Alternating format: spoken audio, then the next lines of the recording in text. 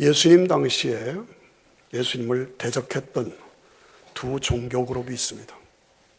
하나는 바리새인들, 또 하나는 사두개인들입니다.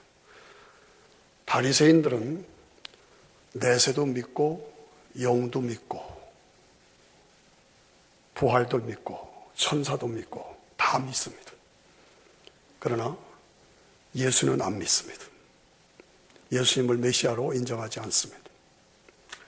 사두개인들은 영도 안 믿고 내세도 안 믿고 천국 지옥도 안 믿고 부활도 안 믿습니다.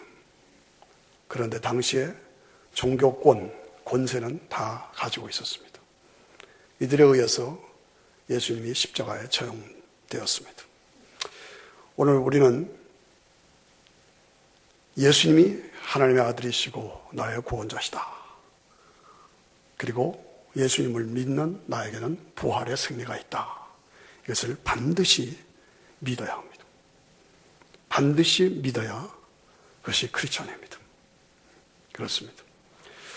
오늘 본문의 말씀처럼 사두개인들이 사실은 부활을 믿지도 않으면서 예수님을 골탕 먹이려고 질문합니다. 칠형제가 있었다. 맏형이 자식이 없이 죽었다. 그래서 그 동생이 그 형수와 같이 살았다. 그런데 자식이 없었다. 또 그렇게 살았다. 또 자식이 없어서. 그래서 칠형제가 다 그 형수하고 같이 살았다. 나중에 부활하면 이 형수는, 이 여자는 누구의 아내가 되겠습니까? 라는 질문이죠. 그 당시 가문을 이어가는 결혼 제도예요. 그것을 빙자해서 부활을 부인하려고 하는 그런 도전이었습니다. 부활 때 누구와 아내가 되겠습니까? 예수님이 대답하십니다. 너희가 부활도 모르고 하나님의 능력도 모른다. 몰라서 그런다. 부활 때는 장가가고 시집가는 것이 아니다. 하나님의 새로운 세계에서 새로운 영광을 누리며 살게 되는 것이다. 이 땅에서 우리가 육신으로 살 때는 부모님의 피를 받아서 한 가족, 한 형제로 삽니다. 그러나 부활해서 부활 세계에서 살 때는 예수님의 피로 연결된 영적 가족으로 영원한 영광을 누리며 살게 됩니다. 이것을 우리가 분명히 알아야 되죠. 새로운 차원의 영원한 세계. 결국 예수님의 대답은 뭡니까? 부활이 있다? 없다? 부활이 있다. 부활이 있다. 하나님은 산자의 하나님이시다. 아브라함의 하나님, 이삭의 하나님, 야곱의 하나님이시다. 그 말은 하나님에 대한 얘기가 아니라 아브라함과 이삭과 야곱이 수천 년 전에 죽은 사람들이지만 그들이 지금 영으로 살아있다. 그 말입니다. 그래서 산자의 하나님이시라 그 말이죠. 육신의 껍질은 벗었지만 그들은 지금 하나님 나라에서 영광을 누리며 살아있다. 그 얘기예요. 그걸 우리가 알고 믿어야 돼요. 예수님이 변화산에 베드로와 요한과 야고보를 데리고 올라갔을 때 거기서 모세와 엘리야가 나타났죠. 750년 전에 그 당시로부터, 그리고 1500년 전에 죽었던 엘리야, 모세, 엘리야는 승천했습니다만은 그 사람들이 나타난 거예요. 그 옛날에 사람들이 나타났어. 베드로와 요한과 야고보와 예수님과 함께 대화하는 모습을 볼 수가 있습니다. 죽었다? 아니에요. 이 땅에서 차원이 다른 세계로 가서 살아있는 거예요. 김수만 장로님도 살아있고요. 박기호 장로님도 살아있고요. 우리 송권사님도 살아있어. 영으로 어디서? 낙원에서. 그렇죠. 인간은 영생하는 존재입니다. 원래 영생하는 존재로 창조하셨어요. 그러나 죄 때문에 죽음이 왔어요. 죽음이라는 것은 영혼과 육체가 분리되는 것이에요. 그래서 육체가 몸을 지탱할 수가, 영혼을 지탱할 수가 없으면 그 영의 몸에서 빠져나오죠. 이게 죽는 거예요. 죽으면 예수 믿어 구원받은 사람은 낙원에 아브라함의 품에 들어가는 거고, 믿지 않은 사람은 음부로 빠지는 거죠. 부자와 나사로 얘기가 그 얘기 아닙니까? 예. 그래서 육체는 흙으로 들어가죠. 그런 과정을 거쳐서 주님이 재림하실 때 다시 부활의 몸으로 다시 회복된다. 그래서 영광을 누리게 된다. 그것이 전체 성경의 이야기입니다. 그걸 믿는 것이 바른 크리스천입니다. 제가 왜 오늘 이런 설교를 하느냐? 왜 이 설교를 해요? 예. 이 주간에 음력 설이 있잖아요. 구정이잖아요. 구정은 아름답고 우리가 기뻐하는 잔치의 축제 날입니다만은 조상의 제사가 들어요. 제사. 그런데 이 조상 제사가 점점 한국에 심해지는 것 같아요. 저는 이것을 마귀 역사라고 봅니다. 예. 정부가 TV로 붙여주는 것이 음식 차려놓고 조상에게 절하고 술 따라하고 절하고, 이건 참 보기 힘듭니다. 죽으면 끝이다 라고 막 살고 막 말하면서 영혼은 떠돌아다닌다. 그러다 제삿날 되면 제사상에 와서 밥 잡순다, 술 드신다. 이건 말이 안 되는 거죠. 모순이죠. 귀신 문화입니다. 우상 숭배입니다. 그거 우리가 아셔야 합니다. 여러분들이 혹시 교회 다니면서 나는 제사 안 지낸다, 못 지낸다, 조금 마음에 걸린다. 전혀 걸릴 거 없습니다. 그건 귀신 장난이에요. 그거 아셔야 됩니다.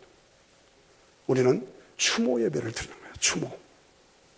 우리 선조 부모님들을 추모하면서 가족이 같이 둘러앉아서 찬송 부르고 기도하고 합당한 말씀 읽고 고인을 추모하는 말을 같이 나누면서 그 사랑과 유지를 받들어서 우리도 그렇게 산다.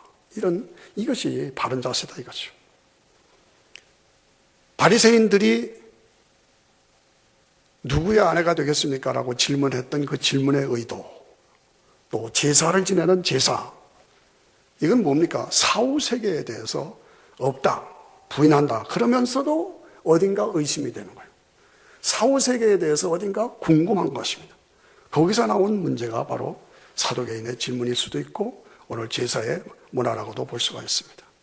여기에 대해서 예수님께서 확실하게 대답을 주은 것입니다. 예, 너희가 부활을 확실히 믿어야 한다. 부활의 세계는 지금 육신을 입은 이런 세계하고는 다르다. 다른 차원의 찬란한 영광이 있다. 여러분, 기독교 신앙의 출발은 뭡니까? 출발은 예수님의 성육신, 말씀이 육신이 되어 이 땅에 오신 동정녀 탄생, 그 다음에 십자가에서 죽으시고 부활하신 것. 기독교 신앙의 핵심은 뭡니까? 십자가, 부활, 믿음, 은혜. 그래서 하나님과의 관계 회복, 십자가를 통한 그것이 기독교 신앙의 핵심입니다.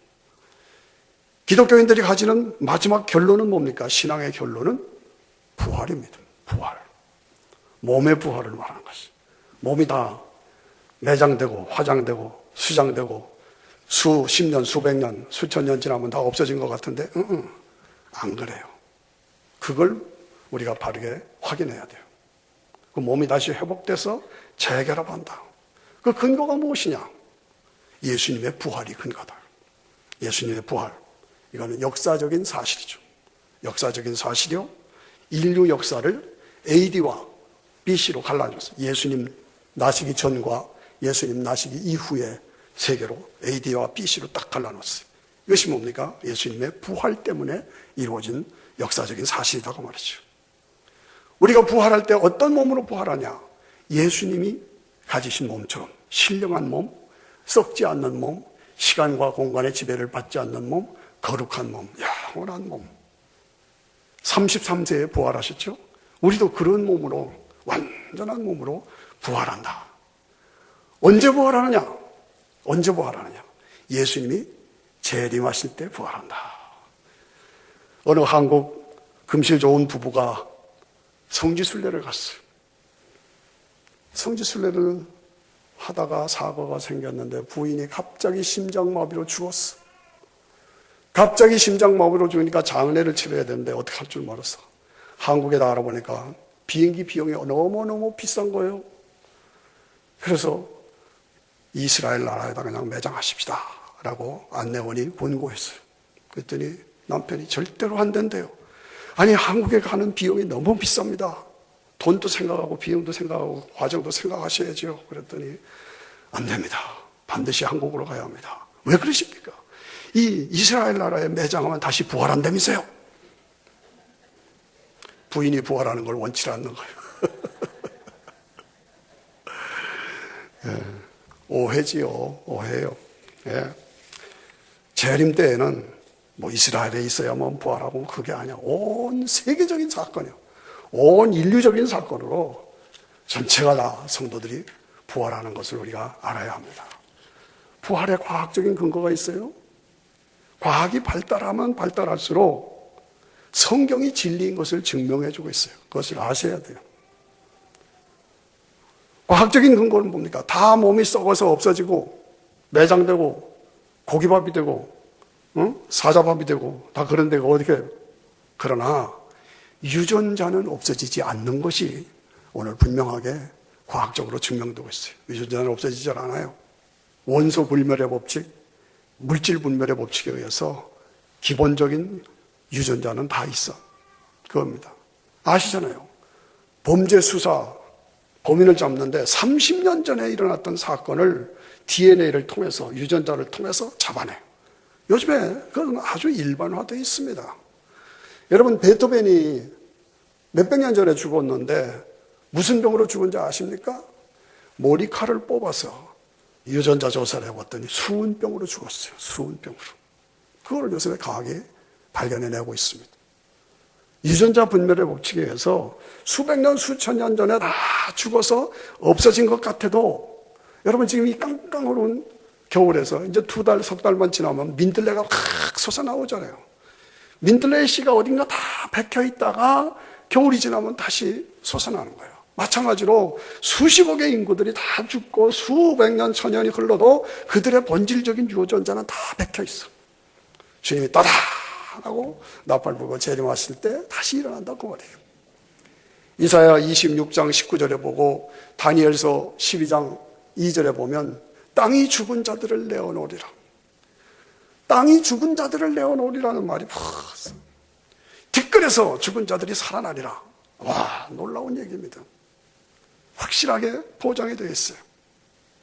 나는 예수는 믿는데 부활은 안 믿는다. 그건 크리스천 아니에요. 그건 안 믿는 거예요. 부활을 믿어야 진짜 믿는 거예요. 예수님의 동정녀 탄생 성육신을 믿고 십자가사 나를 위해서 죽어주신 것을 믿고 예수님이 부활하심으로 하나님의 아들이신 걸 인정돼서 하나님의 아들이심을 믿고 예수님 안에서 나도 예수님처럼 부활한다. 그걸 믿어야 진짜 믿는 거예요. 그게 바른 믿음이에요. 믿으십니까? 믿으십니까? 예. 그렇습니다. 수십 년, 수백 년, 100년 후에, 500년 후에, 1000년 후에 나라는 존재가 존재하는가? 어떻게 생각하세요? 100년 후에 우린 다 죽잖아요. 1000년 후에 우린 다 죽잖아요. 존재해요? 존재합니다. 그게 영생이에요. 그게 영생이에요. 나라는 인격, 나라는 존재, 나라는 생명, 나의 정체성을 가진 나라는 존재는 그리스도 예수 안에서 영원히 영생한다. 나라는 존재는 결코 없어지질 않아요. 그걸 우리가 믿는 것이 바른 신앙이에요. 물론 영벌이냐 영생이냐, 예수 믿은 사람은, 죄사함 받고 구원받은 사람은 영원한 천국의 영광을 누리는 것이고, 믿지 않은 사람은 음부의 지옥에서 고통당하며 영생을 누리는 것입니다. 그러므로 기독교 신앙의 핵심은 뭡니까? 부활입니다. 부활은 하나의 추상적인 그런 부활 아니라 실제로 내 몸이 다시 회복됐어요. 완전한 부활체로 낙원에 가 있던 영혼과 부활한 내 몸이 다시 재결합해서 영원한 영광의 몸으로 회복되는 것이죠. 그러므로 죽기를 싫어하고 죽기를 무서워하는 우리에게 있어서 죽음이라는 것은 하나의 과정이에요. 과정을 거치는 뿐이지 우리는 절대로 없어지는 것이 아니고 죽음이 끝이 아니라 새로운 차원의 새로운 단계의 삶이다. 이 확신을 가지고 부활의 소식은 가장 기쁜 소식이에요. 예? 부활, 성경이 보장하는 것입니다. 부활이 없다. 부활이 없다면 나 목사 안 하겠습니다. 목회의 의미가 없는 것입니다. 뭐하러 목회해요? 그렇죠? 하나님께서 우리에게 부활과 영생을 주셨습니다. 사랑하시는 성도 여러분, 부활을 믿으시기를 바랍니다. 부활의 신앙으로 확신하고 즐거워하시기를 바랍니다. 부활에 기쁨을 주신 것을 감사하며 그 영광을 바라봐라. 작년에 제가 조지아 지역으로 부흥회를 갔어요. 그 교회 창립 기념일이고 또 안수 집사를 세우는 그 임직 예배였어요. 부흥회 초청을 받아 갔는데 그때 제가 이 부활에 대한 설교를 했어요. 그때가 마침 10월 달인데 한 달 있으면 선거예요. 조지아주에서 연방 국회의원으로 나왔던 카터, 지미 카터 대통령이 아니고 성이 같은 카터예요. 카터 씨가 와서 선거운동 참았다가 예배에 참석했어요. 제 설교를 쭉 다 들었어요. 그리고 마지막에 광고 시간에 인사하는데 자기는 너무 해피하대. 너무 놀랐대. 너무 감격했대. 이 부활의 설교를 들은 것은 나에게 너무 그 축복이라고 진심으로 그러더라고요. 부활절날은 가끔 부활 설교를 들었습니다만은 그것은 하나의 예식으로 부활절이니까 하는 설교라고 난 들었는데 이 가을에 이런 부활 설교를 하는 건 너무 자기에게 충격이라 그런 말을 하십니다.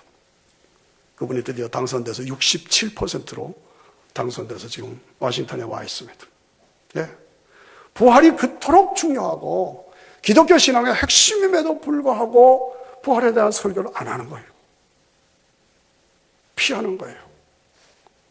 너무 신비한 사건이니까 믿어지지가 않고 또 믿으려고도 안 그러고 교회는 그냥 내가 부활을 믿습니다 하지만 실제적인 삶에서 드러나지 않고 이게 문제예요. 우리는 늘 부활신앙으로 새롭게 다짐하고 무장해야 합니다. 드디어 복음이 땅끝까지 전파되면, 땅끝까지 거의 다 됐죠? 땅끝까지 전파되면 주님이 재림하신다. 재림하시면 아까 말씀드린 대로 몸이 다시 다 회복이 돼서 끌어올려져서 천국에 있던 영혼 예수님이 데리고 오셔서 재결합해서 몸과 영혼이 재결합해서 부활한 몸으로 천연왕국에 들어. 천연왕국에. 그래서 사막이 숲이 우거지리라. 사막에 생수가 넘쳐 흐르리라. 사자들이 양들과 풀을 뜯어먹고 어린아이가 독사육에 손을 얹어도 해를 받지 않은 그런 세계가 오리라. 이게 전부 구약의 이사야나 에스겔이나 마지막 얘기는 전부 다 그 얘기예요. 천연왕국. 계시록 20장의 천연왕국, 21장 22장의 새 하늘과 새 땅. 예. 어떤 우리 집사님이 목사님 천국의 보석집을 보셨어요? 그랬어. 응? 성경에 있잖아. 저는 제 집을 봤어요. 그건 또 뭔 소리야? 예. 제가 아직 본격적으로 신앙생활 하기 전에 확실하게 보여주셔서 그 다음부터 저는 흔들림이 없이 신앙생활 하고 있습니다. 천국에 제 보석집이 있는 걸 주님이 보여주셨습니다. 좋지. 그러나 성경을 너무 넘어가서는 안 돼. 성경을 넘어가서는 안 돼. 네.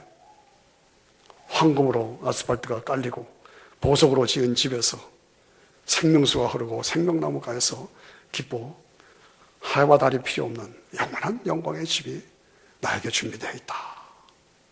그것을 바라보면서 오늘 저 높은 곳을 향하여 날마다 나아갑니다. 내 주여 내 발붙드서 그곳에 서게 하소서.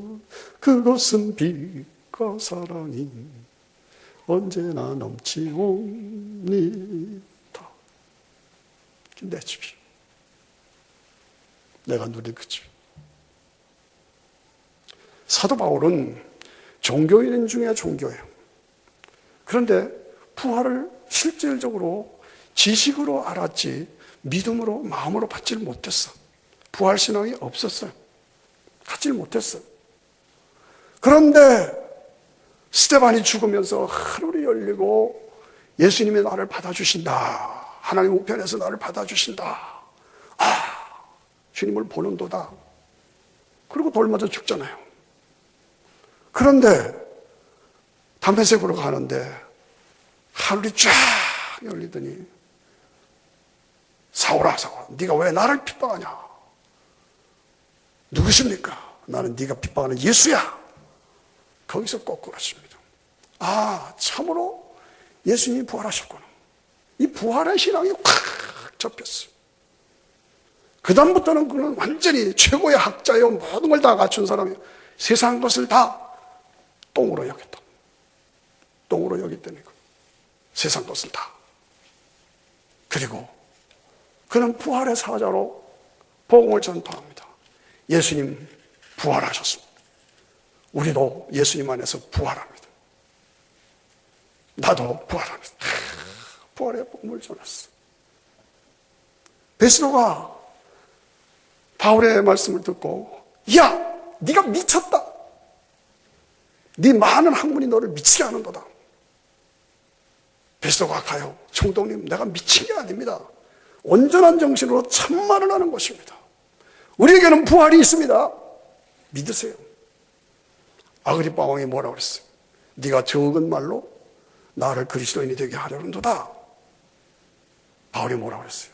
말이 많으나 적으나 나와 같이 이렇게 쇠사슬에 묶인 것 외에는 여러분들도 나와 같이 부활의 신앙으로 새롭게 무장하시기를 바랍니다. 그것이 바울의 선포입니다.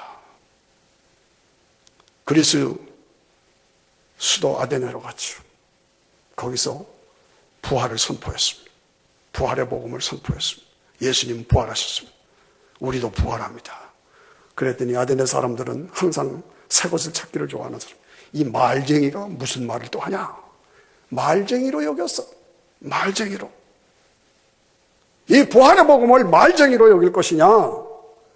베레아 사람들은 신사적이어서 이것이 그러한가 하여 간절한 마음으로 말씀을 묵상했다. 이게 다릅니다. 말쟁이로 여길 것이냐? 아니면 이것이 그런가 하여 쫙 파고들어서 부활의 신앙을 나의 것으로 하실 것이냐? 여러분 어떻게 하시겠습니까? 교회는 다니면서 실제로는 부활을 안 믿어. 부활을 믿는 사람답게 살지를 않아. 뭔지 아니에요? 부활의 확신과 흥분과 기쁨이 없어. 그러고 교회는 다닌다고 그래. 이제 한 달 있으면 우리 교회에서 김성로 목사님 부흥회가 있습니다. 베프티스 뉴스 주최로 우리는 그저 장소 제공을 드리는 거지만 춘천의 한마음교회 다른 거 없어요. 거기는 부활, 이 부활 신앙을 강조해가지고 교회가 지금 불같이 일어나고 있습니다. 한국 교회 전체가 지금 그 교회를 바라보고 있습니다. 세계에서 몰려듭니다. 춘천에 있는 교회를 위해서 저 전라도 광주, 저 부산에서도 막 몰려들어요. 요즘에 교통이 오니까. 이 부활신앙 때문에. 여러분, 부활신앙을 가지면 기쁨, 인생의 가치, 모든 게 달라지는 것이죠. 기독교 신앙의 핵심은 부활입니다. 부활 때문에 인생은 살만한 가치가 있고, 부활 때문에 어떤 고난과 시련도 이길 수 있고, 부활 때문에 내가 가진 사명이 있고, 여러분, 그건 그 세계를 바라보면서, 그때를 바라보면서, 근래 와서 인류 역사를 가장 위대하게 바꿔놓은 사람이 누굽니까? 스티브 잡스님. 스티브 잡스. 이게 핸드폰. 이게 그전에는 전화 역할만 했잖아요. 그런데 지금 이 속에 모든 게 다 들어가 있잖아요. 모든 게 다 이 속에 탁탁 찍으면 다 나와요. 이게 과학과 인문학을 합쳐놓은 것이 이거예요. 대단한 영역. 이거 하나 가지고 다니면 뭐 지도 다 찾아다니고 옛날에 무슨 사건 다 찍으면 다 나오고 얼마나 편리합니까? 인류 역사를 이렇게 바꿔놓은 적 없다 할 정도로 큰 영향을 끼칩니다. 그런데 그 뛰어난 천재 스티브 잡스도 이 하나님의 세계에 대해서 죽음 이후에 찬란하게 펼쳐지는 그 영광의 세계에 대해서는 알지 못했어요. 우리에게 주시는 천년왕국 그 영광의 나라에 대해서는 깜깜했어. 얼마나 안타깝습니까? 우리는 그 세계를 볼 줄 알고 그 세계 때문에 오늘을 사는 삶이 있어야 됩니다.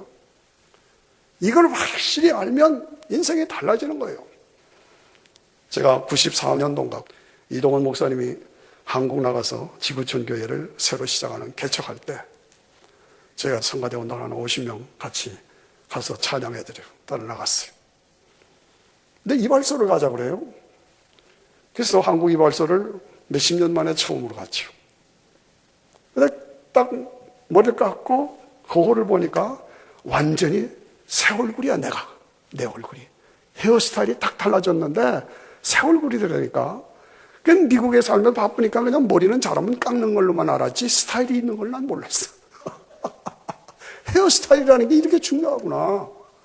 머리 스타일을 바꿔놓으니까 완전히 내가 아니더라니까. 여러분, 우리가 왜 이런 얘기나 하면 부활의 확신을 가지고 부활의 옷을 입고 부활의 영광을 누리며 살면 내 삶의 스타일이 달라지는 거예요. 내 인격이 달라지는 거예요. 가치가 달라지는 거예요. 보는 비전이 달라지는 거예요. 생의 의미가 달라지는 거예요. 이런 역사가 일어나야 되는 거예요. 이런 역사가. 그저 교회에 왔다 갔다 하지 말아라는 것이. 예? 안타까운 것은 젊은 사람들이 자살하는 거예요. 한국에 하루에 40명씩 자살합니다. 그런데 10대, 20대 자살률이 엄청나게 비중을 차지합니다. 그 젊은 아이들이 우울증에 걸리고 자살하고 너무나 안타깝잖아요. 왜 그렇습니까? 장래를 보는 비전이 없어. 오늘의 어려움을 내가 뚫고 헤쳐나갈 힘이 없어. 동기가 없어. 에이, 죽어버리면 끝이지. 이것이 오늘의 모습입니다. 이들에게 참으로 부활의 신앙을 확실하게 잡아주면 이런 일이 없었을 텐데. 교회가 그렇게 많은데 왜 자살률이 이렇게 제일 많을까? 안타깝지 않습니까? 그렇습니다. 제가 플로리다에 한번 갔는데 거기 식물원이 있어요. 식물원에 나비 온실이 있더라고요. 나비 온실. 그래서 알이 있고 애벌레가 되고 그 다음에 누에고치가 되고 나비가 되고, 그래서 나비가 되느라고 애를 쓰면서 껍질을 벗느라고 애를 쓰는 장면이 나와요. 네. 우리가 이 땅을 떠나면서 이 육신의 껍질을 벗느라고 병 앓고 뭐 하면서 고생하죠. 껍질 내면 껍질을 벗는 과정이에요. 나비가 그렇더라니까. 그리고 딱 나오니까 조금 앉아있더니 확 날아가 버려요. 이야, 대단하다. 저 나비. 그래서 제가 나비를 좋아해요. 화려한 나비로 꽃과 꽃 사이를 날아다니더라고요. 그 벌레였잖아요.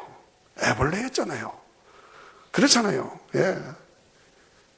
누에고치였었는데 껍질을 벗고 나니까 나비가 됐어. 그 나비를 보고 너 옛날엔 벌레였다 그러면 내가 왜 벌레냐? 안 믿죠. 그 벌레 보고 너 나중에 나비가 돼서 날아다닐 거다 그러면 누가 믿겠어요?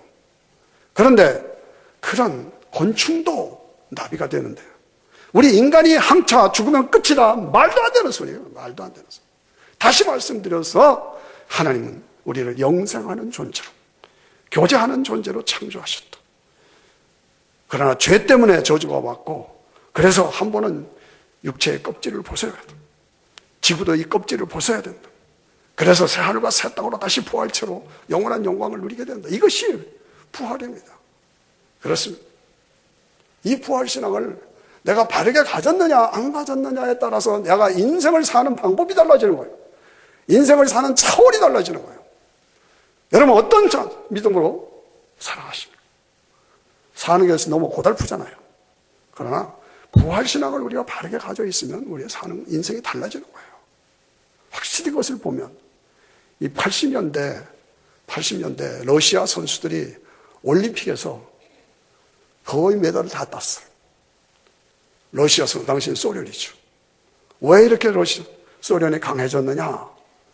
그 코치들이 말하기를 아무리 힘들어도 네가 나중에 메달을 따고 금메달을 따고 영광을 누리며 너로 인해서 국가가 올려 퍼지는 것을 봐라. 그 모습을 봐라. 그 모습을 보고 훈련해라. 그 모습을 보고 이겨라. 그 모습을 보고 싸우라. 그걸 계속 무장시켰다. 그랬더니 소련 선수들이 다 이긴 거예요. 왜? 그 영광의 모습을 바라보면서 승리할 수 있었다. 그 말입니다. 예? 우리도 그렇습니다.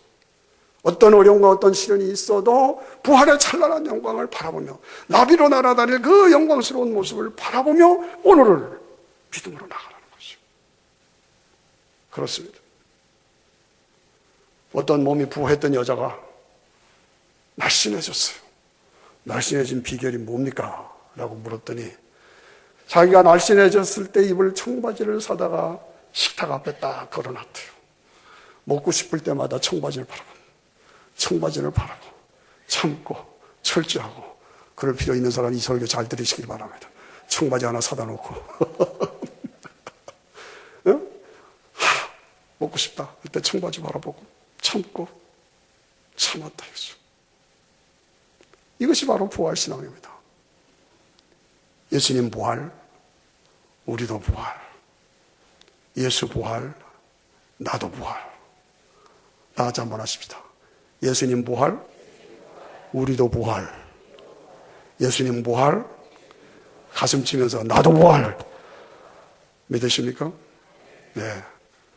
이제 제가 다음 주면 예수님 부활, 우리도 부활, 예수님 부활, 나도 부활. 요거를 스티커로 만들어서 여러분들이 다 드릴 거예요.